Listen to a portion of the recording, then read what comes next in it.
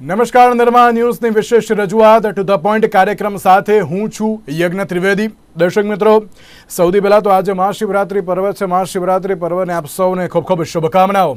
અને તેની સાથે આજે એક બહુ મહત્ત્વના મુદ્દા ઉપર ચર્ચા વિચારણા શરૂ કરવા જઈ રહ્યો છું કે જેમાં આજથી કેટલાક સમય પહેલાં કેન્દ્ર સરકાર દ્વારા જે સરકારી કર્મચારીઓ છે તેમના મોંઘવારી ભથ્થામાં જે પ્રમાણેનો વધારો કરવામાં આવ્યો હતો તે જ અનુસાર હવે જે મંત્રીઓ છે તેમના પણ ભથ્થામાં અત્યારે વધારો કરવામાં આવ્યો છે તેવી વિગતો સામે આવી છે. જો સૌથી પહેલાં હું વાત કરું તો મંત્રીઓને હોટલ્સમાં અને રહેવા જમવા માટે દૈનિક રૂપિયા 2600 લેખે હવે ભથ્થું મળશે તેવી પણ બાબત સામે આવી છે.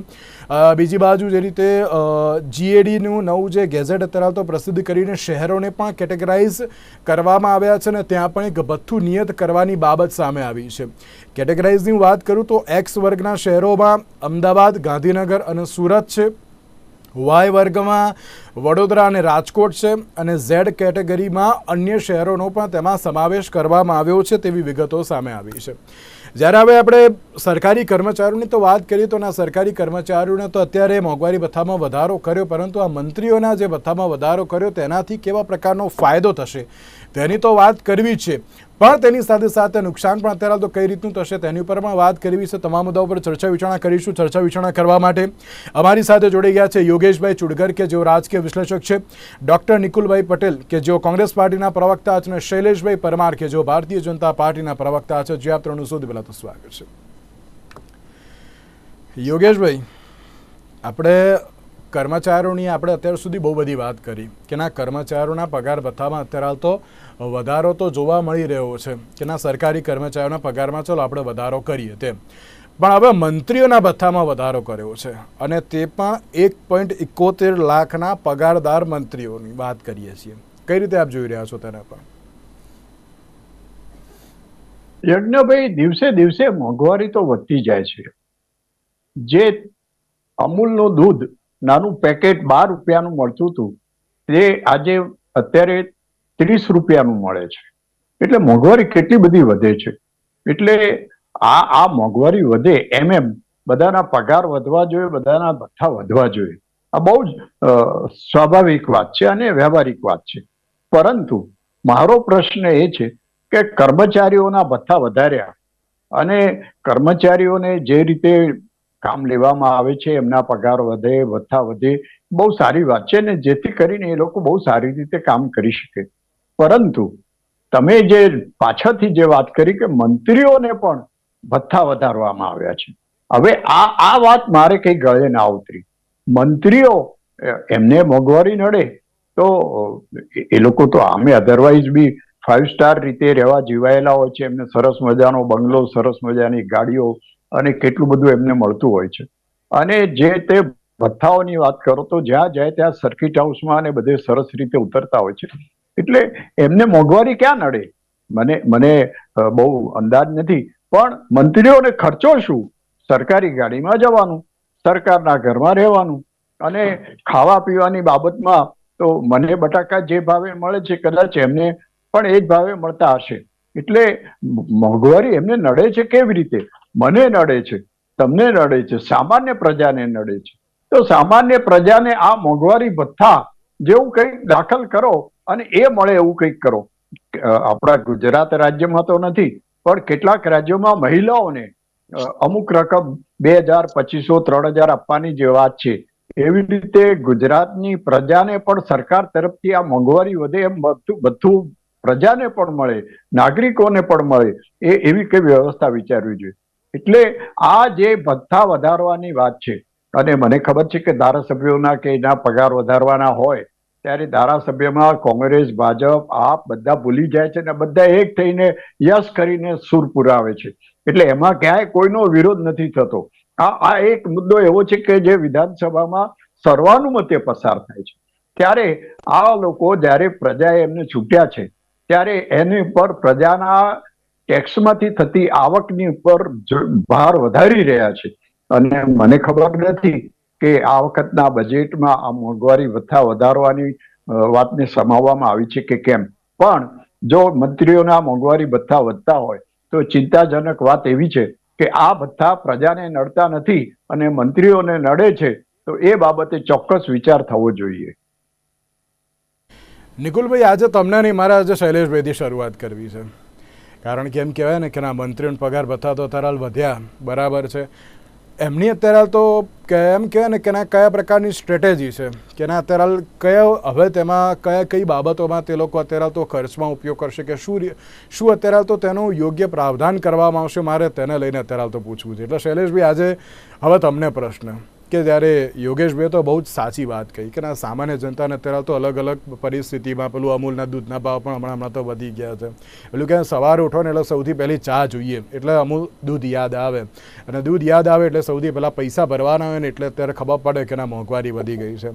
પછી શાકભાજી લેવા જવાનું હોય તો શાકના ભાવ વધી જાય એટલે ખબર પડે કે ના, મોંઘવારી વધી ગઈ છે. હવે જ્યારે મંત્રીઓની વાત કરીએ ત્યારે મંત્રીઓને જે ભથ્થામાં વધારો કરવામાં આવ્યો છે તેને લઈને સૌથી પહેલાં આપની પ્રતિક્રિયા, અને કયા કારણોસર આ ભથ્થામાં વધારો પણ થયો છે? યજ્ઞભાઈ, પ્રથમ તો આપની ચેનલ નિર્માણ ન્યૂઝને ખૂબ ખૂબ અભિનંદન કે લોકોને સ્પર્શતા મુદ્દાની ચર્ચા આપ કરી રહ્યા છો. એક હવે જે વાત આવી છે, ખાસ કરીને ધારાસભ્યમાંથી મંત્રી બનેલા એમના મોંઘવારી ભથ્થું કે જે કાંઈ છે, જે ભથ્થાઓ જે છે એમાં ક્યાંક ને ક્યાંક વધારો કર્યો છે. 1,71,000 રૂપિયા હતા એમાં વધારો કર્યો છે. અને આપણે વાત કરી એ રીતે XYZ શહેરો રાખ્યા છે. એમાં એક્સમાં અમદાવાદ, સુરત, ગાંધીનગર ને પછી વડોદરા ને બીજા અન્ય શહેરો. કહેવાનો મતલબ એટલો જ છે કે આ વધારો, આપણે માનો કે કર્મચારી છે તો એને છઠ્ઠું પગાર પંચ, પાંચમા પગાર પંચ, છઠ્ઠું પગાર પંચ, સાતમું પગાર પંચ, એમ આપણે પગાર પંચો આપીએ છીએ. એના પણ TADA માં વધારો કરીએ છીએ. એક વાત. બીજી વાત, અત્યારે હમણાં વાત કરતા હતા કે મોંઘવારીનો માર એટલે બધી જ જગ્યાએ છે. હમણાં યોગેશભાઈ ચુડકરે ખૂબ સારી વાત કરી કે પેટ્રોલનો ભાવ જે આમ નાગરિકને આપવો પડે એ જ પેટ્રોલનો ભાવ મંત્રી શ્રી હોય કે ધારાસભ્ય હોય કે કોઈ પદાધિકારી હોય એને આપવો પડતો હોય છે. જ્યારે આ બધા માનદ વેતન છે. જિલ્લા પંચાયત પ્રમુખ છે એ પણ એક ચૂંટાયેલા પ્રતિનિધિ છે, તો એનું માનદ વેતન 3500 જેટલું થાય છે. તાલુકા પંચાયતના પ્રમુખ એનું માનદ વેતન 2500 રૂપિયા થાય છે. આપણે કોર્પોરેટર જે છે, જે મહાનગરોમાં ચૂંટાયેલા છે, એને પણ માનદ વેતન મળે છે અને ધારાસભ્યને પણ માનદ વેતન મળે છે. બીજું, મિનિસ્ટરો, મંત્રીશ્રીઓનો પ્રવાસ એટલો રહેતો હોય છે, એમનું આવન જાવન એટલું રહેતું હોય છે, ઓફિસ ખર્ચ એટલો રહેતો હોય છે, મોંઘવારીનો માર પણ સહન કરવો પડતો હોય છે, લોકોને રૂબરૂ મળવા, એમને વિસ્તારમાં પ્રવાસ કરવાનો, અહીંયા ઓફિસ રાખવાની, અને સતત 24 કલાકનું કામ, 8 કલાકનું કામ મંત્રીશ્રી નથી કરતા, 24 કલાકનું કામ કરતા હોય. અને એમાં મોંઘવારીનું અત્યારે ચાલી રહ્યું છે અને વૈશ્વિક સ્તરે ફુગાવો હોય અને મોંઘવારી થતી હોય તો ક્યાંક ને ક્યાંક આ વધારો કર્યો હોય.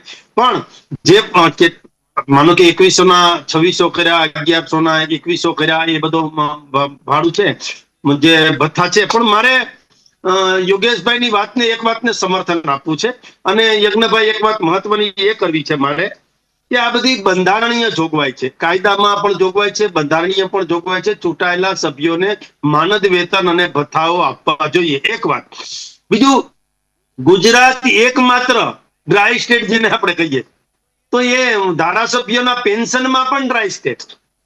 એટલે ગુજરાત એ રાજ્ય એકમાત્ર દેશમાં એવું છે કે જ્યાં ધારાસભ્યોને પેન્શન છે નહીં. અન્ય રાજ્યો જે છે ત્યાં તમામ રાજ્યોમાં ધારાસભ્યોનું પેન્શન છે. પેન્શન હોવું જોઈએ કે ન હોવું જોઈએ એ વાત હું નથી કરતો. એ વાત ધારાસભાની અને ગૃહની વાત છે. ગૃહમાં જે ચર્ચાઓ થાય એ પછીની વાત હોય છે.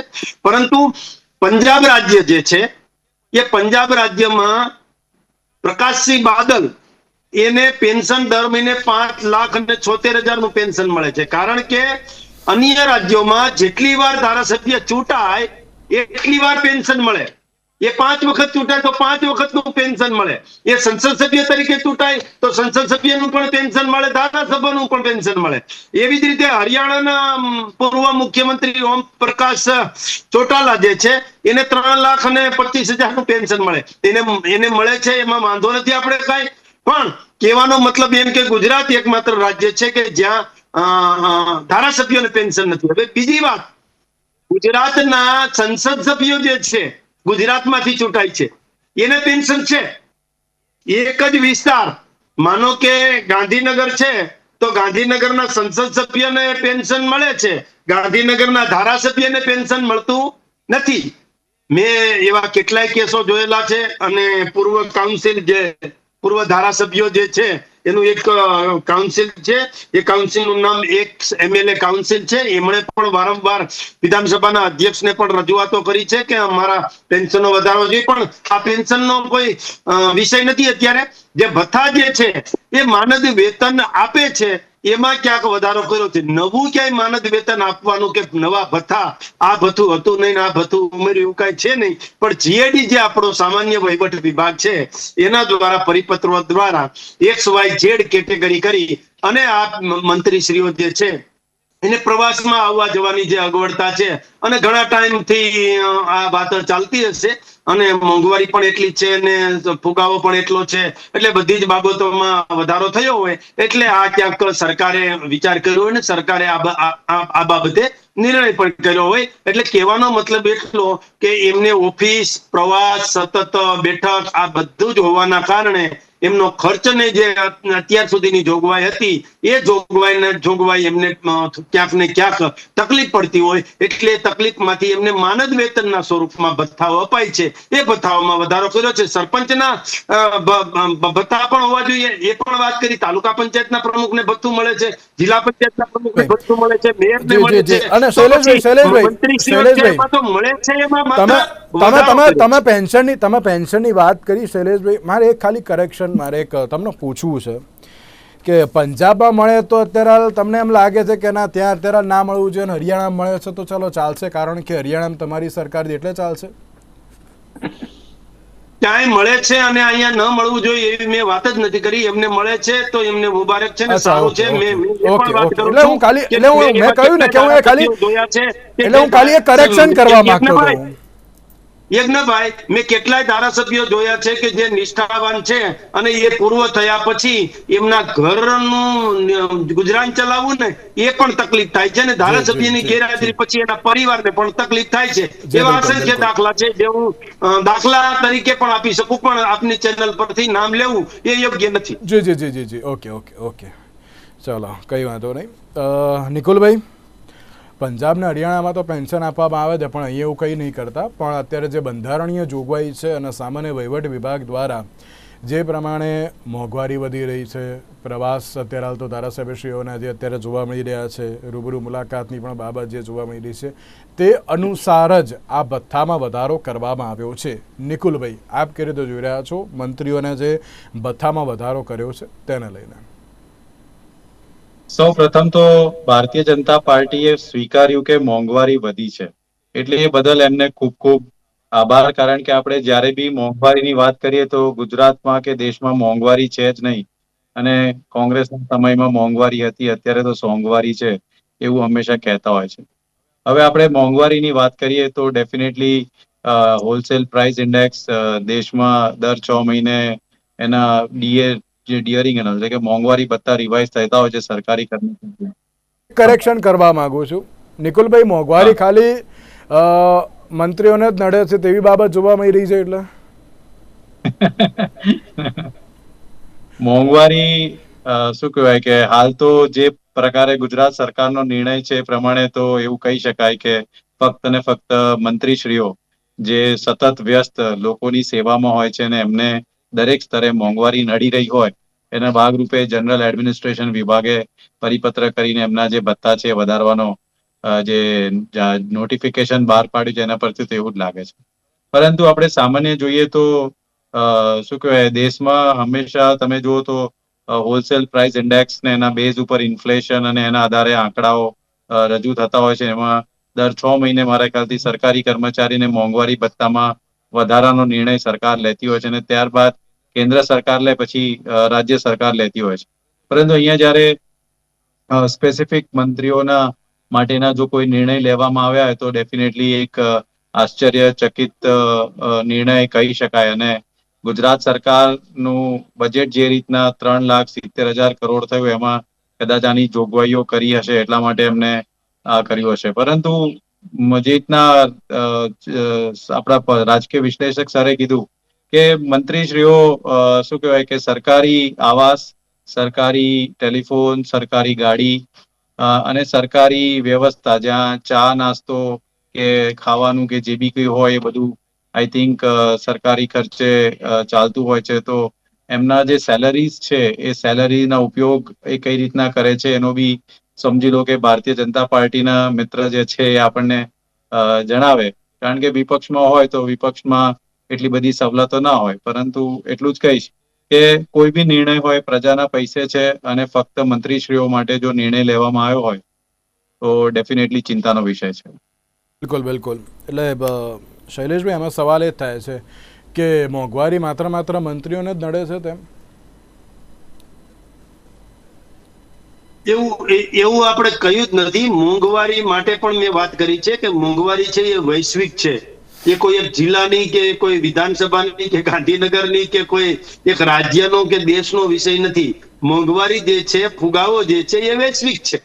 સોનાના ભાવ જે છે તો એ હવે તમારે સામાન્ય જનતાનું પણ વિચારવું પડશે શૈલેષભાઈ. હા, એટલે હવે તમારે સામાન્ય જનતાનું પણ વિચારવું પડશે એમ. પણ અમે કહીએ જ છીએ સામાન્ય જનતાનું પણ વિચારીએ છીએ ને સામાન્ય જનતાને પણ એમને નિકુલભાઈ આજે કહ્યું ને કે ના તમે એક્સેપ્ટ કર્યું ને કે ના આજે મોંઘવારી વધી છે, એ બાબત બહુ સાચી, એ સારી લાગી કે ના મોંઘવારી વધી છે. વૈશ્વિક છે ભાઈ, હું કહું છું ને મોંઘવારી જે છે એ કદાચ અની સરકાર હોય, બની સરકાર હોય કે કની સરકાર હોય, એ તો શું છે કે નિકુલભાઈ ને રાજીવ ગાંધી ભવનમાંથી કીધું જ હોય કે આપણને મોંઘવારી તો નડે છે પણ આપણે એમાં પાણીમાંથી પૂળા કાઢવાના છે, એની સાથે આપણે સહમત થવાનું નથી. એટલે એનો રોલ ભજવે છે, એમને એ રોલ મળ્યો છે એટલે એ રોલ ભજવે છે. અમારી સત્તા છે અને સેવાના માધ્યમથી અમે બેઠા છીએ ત્યારે અમે જે સ્વીકારીએ છીએ એ સત્ય સ્વીકારીએ છીએ. હવે મંત્રીશ્રીઓ એની જે આ સરકાર છે, માનો કે હિમાચલ પ્રદેશ કે ક્યાંય થોડા સમય પહેલા રાજસ્થાનમાં હતી તો એ બધે ત્યાં કોંગ્રેસની સરકાર હતી તો ત્યાં શું આ બધા ભથ્થાઓ નાબૂદ કરી દીધા હતા? છે તેના જેટલા રાજ્યોમાં ધારાસભ્યોને પેન્શન છે એ પેન્શનનો નિર્ણય પણ કોંગ્રેસની સરકારે જ કરેલો છે. કોંગ્રેસની સરકારો હતી ત્યારે જ ધારાસભ્યોને પેન્શન આપ્યું છે, મિનિસ્ટરો જે છે એના મોંઘવારી ભથ્થા આપ્યા છે. આ તો ઠીક છે, પેન્શન તો જે ધારાસભ્યોની જે માનો કે એક્સપાયર થઈ ગયા પછી એમની પત્ની જે છે, ભજનલાલના પત્ની જે છે એને 99,619 રૂપિયા મળે છે એમના પતિના ગયા પછી પણ. એટલે કહેવાનો મતલબ હું કોઈની સરખામણી નથી કરતો, પણ બધા જ રાજ્યમાં પેન્શન છે. વધારેમાં વધારે પંજાબમાં 75,000, મણિપુરમાં 70,000, મહારાષ્ટ્રમાં 50,000, ઝારખંડમાં 40,000, હિમાચલમાં 36,000 હિમાચલમાં છે ભાઈ. જ્યાં આપણે સમજીએ છીએ ઉત્તર પ્રદેશમાં 30,000, રાજસ્થાનમાં 35,000, મધ્યપ્રદેશમાં 25,000. આ બધા બંધારણીય નિયમો અનુસાર અત્યારે તો વધારવામાં આવ્યું છે, કઈ ખોટું અત્યારે તો કરવામાં આવ્યું નથી એમને શૈલેષભાઈ? જો આ નિર્ણય જીએડી નો નિર્ણય છે, સામાન્ય વહીવટ વિભાગનો નિર્ણય છે, એમણે આંકલન કર્યું હોય, એમણે સર્વે કર્યો હોય અને એની પાસેની રજૂઆતો જે હોય એ રજૂઆતના આધારે એમણે આ 1100 માંથી 2100 કે 2600 કર્યા અને એ જે મોંઘવારી ભથ્થાઓમાં વધારો કર્યો છે ને એમાં XYZ એ પ્રમાણે કેટેગરી પણ પાડી છે. પરંતુ આપણે કહીએ છીએ ને સમય ચક્ર ચાલતું હોય ને ચરે વેતી એટલે કદમથી કદમ અને તાલથી તાલ સમયની સાથે મેળવવો પડે. એટલે સમયની સાથે તાલ અને કદમ મિનિસ્ટરો અને ધારાસભ્ય પણ મેળવી શકે એટલા માટે એના ખર્ચો આપણે પણ જોઈએ છીએ. એની ગાડી ચાલતી હોય એ ખર્ચ, એની ઓફિસનો ખર્ચ, એને જવા આવવાનો ખર્ચ, ત્યાં રહેવાનો ખર્ચ, એટલે બધા જ પ્રકારના ખર્ચો લાગતા હોય અને ખર્ચા લાગવાના કારણે માનો કે આ ખર્ચ થાય છે એ ખર્ચ આપવાનો છે, નવું કાંઈ છે નહીં. જે ખર્ચ હતો એમાં ક્યાંક માત્ર વધારો કર્યો છે, નવું કાંઈ ઉમેરવામાં આવ્યું નથી. યોગેશભાઈ, હું એક જ મિનિટ આવું છું આપની પાસે, પણ નિકુલભાઈ આમાં સવાલ ક્યાંક એવું જોવા મળે છે કે તમે તમારી સરકારમાં અત્યારે વધારો કરો, તમે તમારી સરકારમાં આપો તો વાંધો નહીં, પરંતુ અહીંયા આપ્યું તો અત્યારે તો ક્યાંક તમને પેલું કે પેટમાં દુખે છે એવી બાબત સામે આવતી હોય છે. સૌ પ્રથમ તો બંધારણીય જોગવાઈની જે મારા મિત્ર વાત કરે છે તો ડેફિનેટલી દરેક જે ચૂંટાયેલા પ્રતિનિધિ છે એને એક વેતન આપવાની જે સરકારની જવાબદારી છે એ બરાબર છે. પરંતુ અહીંયા જ્યારે સમાંતર બધાને એ જે મોંઘવારી ભથ્થાનો લાભ મળે એ વસ્તુ અલગ વસ્તુ છે, એ એક જોગવાઈ છે. પરંતુ જ્યારે સ્પેસિફિક જીએડી ઓર્ડર કાઢે તો જીએડી ઓર્ડર કોના આધારે કાઢે? જીએડી ઓર્ડર હંમેશા કેબિનેટના અપ્રુવલ પર જ એ નોટિફિકેશન બહાર કાઢી શકે. સૌ પહેલા ઓફિસ નોટ કોણે મૂકી, એ ઓફિસ નોટ કોના તરફથી આવી, અને ઓફિસ નોટ કેબિનેટમાં અપ્રૂવ કરી તો સરકારે તે સમયે શું જોયું? હું કહું છું કે દરેક ભથ્થા વધારવા છે. હું તો કહું છું કે પેટ્રોલ ડીઝલ બધા ભાવ વધવા, બધા ભથ્થા વધારવા છે. કોંગ્રેસના સરકારમાં કોંગ્રેસ વધારે, અહીંયા ભાજપના સરકારમાં ભાજપ વધારે. પણ અલ્ટિમેટલી એ પ્રજાના ભારણ ઉપર છે, પણ એ યોગ્ય કેટલું છે એ જે નિર્ણય છે એ કોણ લે છે? તો એ સરકાર લે છે. એટલે અત્યારે વધારવાની કોઈ જરૂર હતી કે નહીં, એ જે નિર્ણય છે એના પર અત્યારે પ્રશ્નાર્થ ચિહ્ન છે. અને પેન્શન મળે છે કે નથી મળતું એ અલગ વિષય છે. તેમ છતાં બી મારા મિત્ર પોતાના સરકારનો નિર્ણય યોગ્ય ઠેરવી રહ્યા છે, તો એનો મતલબ કે એ કશે ને કશે એવું વિચારે છે કે સરકારે બરાબર નિર્ણય લીધો છે. અને એ નિર્ણય યોગ્ય છે કે નહીં એ પ્રજાએ વિચારવાનું. પરંતુ એટલું જ કહીશ કે શું કહેવાય કે જે બી વધારો થયો છે એ અલ્ટિમેટલી પ્રજાના ભારે જ રહેવાનું છે, એવું મારું સ્પષ્ટ માનવું છે. યોગેશભાઈ, આપને કંઈ કહેવું છે એ તો કહેજો, પણ તેની સાથે જ્યારે મોંઘવારીની બાબત અત્યારે તો જોવા મળી રહી છે ને, તો ત્યારે એક બાબત એ પણ સામે આવે છે. ચલો, કેન્દ્ર સરકારે તો સરકારી કર્મચારીઓના ભથ્થામાં વધારો તો કર્યો, બરાબર, અને દરેક વખતે દરેક કર્મચારીના ભથ્થામાં વધારો થવો પણ જોઈએ, એમાં કોઈ શંકાને સ્થાન નહીં. જે પ્રમાણેનું એમનું કાર્ય હોય તે પ્રમાણે અત્યારે તો ભથ્થામાં વધારો થવો પણ જોઈએ. જ્યારે મંત્રીની વાત આવે તો ત્યારે મોંઘવારીની બાબત અત્યારે તો આવતી હોય છે. ચલો, મંત્રીઓને પણ અત્યારે તો મોંઘવારી નડતી હોય છે, પણ તેની સાથે હવે રાજ્ય સરકાર હોય કે પછી કેન્દ્ર સરકારે સામાન્ય જનતા પ્રતિ પણ અત્યારે તો કંઈક એમ કહેવાય ને કે ના જોવું જોઈએ, તે પણ બહુ જરૂરી જોવા મળી રહ્યું છે. શું કહેશો? યજ્ઞભાઈ, મોંઘવારી તો બધાને જ નડે છે. મને નડે છે, તમને નડે છે, મંત્રીઓને પણ નડે.